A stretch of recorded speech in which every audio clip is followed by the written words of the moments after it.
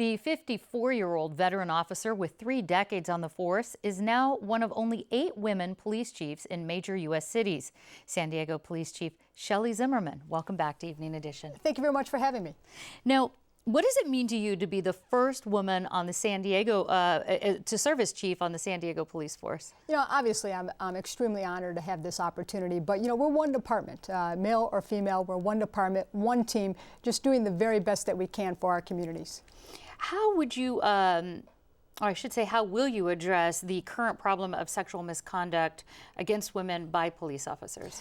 Exactly, and what I said in my acceptance remarks after I was sworn in is that we are going to create a culture of excellence on our police department. We are going to demand it of ourselves because our communities deserve it.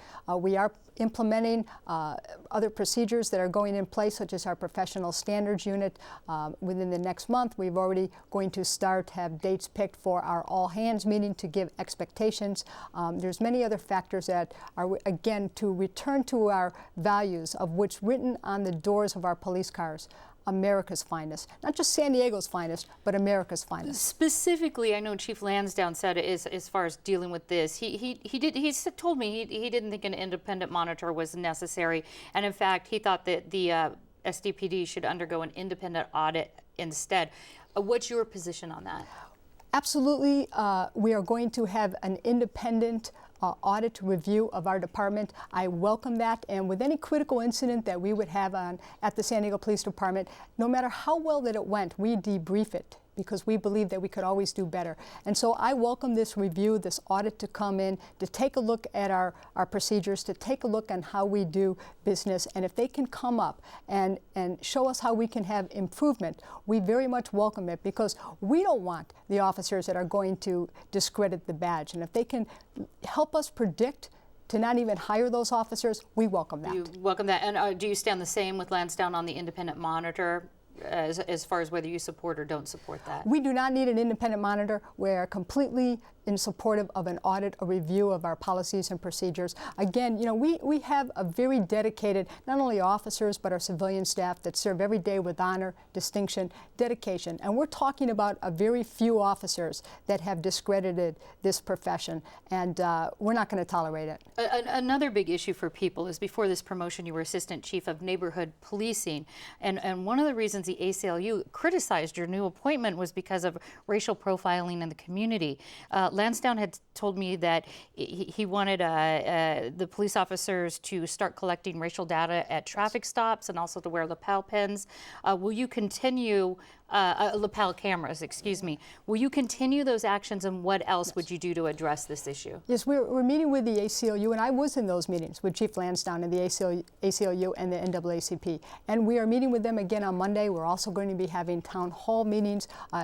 Even though we go to more than 140 community meetings every single month, we're going to have additional ones, our town hall meetings. It's critically important that we have the open dialogue. And you know, if there's a perception that we're racially profiling or a perception that we're not doing something that the public believes that we should be doing, that is a concern, and we need to continue to have that open dialogue, working together in cooperation, collaboration with all of our communities to make the goal of making San Diego the safest city in the United States. So just to clarify, the racial data at traffic stops and the lapel pins, but as far as they're not lapel pins. What we're already we're cameras. Yes, we're already in the testing phase of cameras. They're in the chest area, not in the lapel area. I see. They're camera. We're in the testing phase of that right now. We do have 10 officers that are testing that, and yes, I plan to move forward with that to outfit our entire patrol force with those cameras.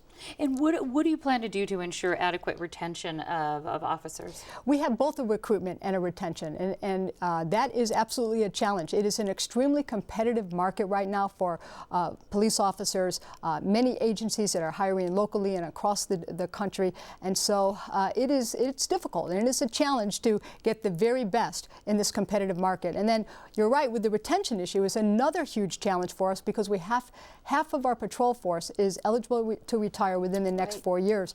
In addition, though, with that is that we're a young patrol force, and I don't necessarily mean that by age, but what I mean that is by tenure. We have about half of our officers working patrol for the entire patrol force has about 49%, half of our officers have 6 or fewer years on the department, and at some of our commands, that's actually closer to 70%.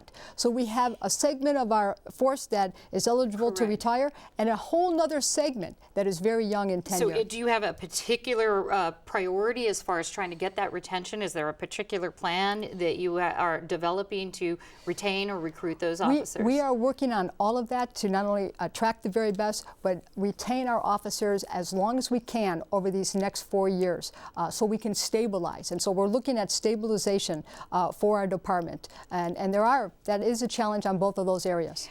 Pension rules require that you retire in 4 years. What do you want to accomplish in the department in those 4 years? Well, there's a lot that I want to accomplish. As I just spoke about, is that we have the recruitment issue, we have the retention issue, and like I said, we have half of our department eligible to retire within the next 4 years. And so critically important that we bring up the leadership of our officers into leadership positions, to sergeants, to lieutenants, to captains, to assistant chiefs, so we'll be able to be positioned well for the next chief to take over and not have these challenges that I'm facing right now. All right, San Diego Police Chief Shelley Zimmerman, thank you so much. Thank you very much. Thank you for having me.